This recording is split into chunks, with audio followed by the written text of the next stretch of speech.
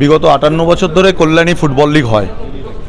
58 বছরে এই প্রথম ইতিহাস সৃষ্টি হলো যে আরিয়ানা গ্রুপের মতো একটা গ্রুপ তারা এগিয়ে এলো কল্যাণী বিধানসভা জুড়ে যে লিগটা হয় সেই লিগটাতে স্পন্সর করতে, এবং আমি তাদেরকে ধন্যবাদ জানাচ্ছি এরকম উদ্যোগের জন্য। সামাজিক দায়বদ্ধতা বলতে আপনারা যদি দেখেন বিগত দিনে যেভাবে ফুটবল খেলতো, মাঠগুলো ভরে থাকতো, এখন সেইভাবে ঠিক আন্তরিকভাবে আসছে না।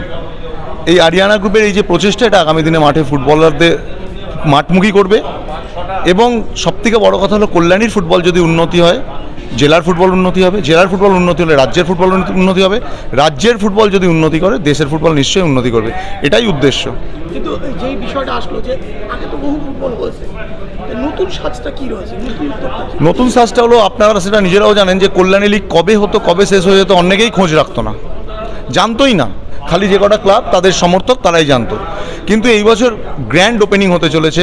এই যে এইভাবে জার্সি হয়তো কিছুটা ভুল ত্রুটি হচ্ছে, এগুলো মেনে নিতে হবে, কাজ করতে গেলে ভুল হয়। এই যে গ্র্যান্ড ওপেনিংটা হচ্ছে, আজকে মানুষ জানতে পারছে কল্যাণী ফুটবল লিগ বিভিন্ন জায়গায় ফেস্টম থাকবে, এবং পুরোটাই আরিয়ানা গ্রুপের এখানে আমি কৃতিত্ব দেব। এবং যারা সর্বোপরি জোনের কর্মকর্তা আছেন তারাও প্রচণ্ড নিরলস প্রচেষ্টা করেছেন, এবং মাঝখানে আমি আছি, এইটুকুই। কল্যাণী লিগে সম্ভবত 13টি টিম অংশ নিচ্ছে ফার্স্ট ডিভিশনের প্রিমিয়ার লিগে, এবং শুরু হচ্ছে 31 তারিখ থেকে, 31শে জুলাই থেকে।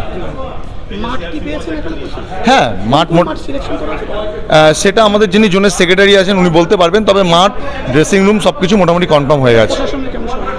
প্রচণ্ডভাবে যিনি এসডিও সাহেব আছেন, আইসি সাহেব আছেন, তারা প্রচণ্ডভাবে সহযোগিতা করেছে।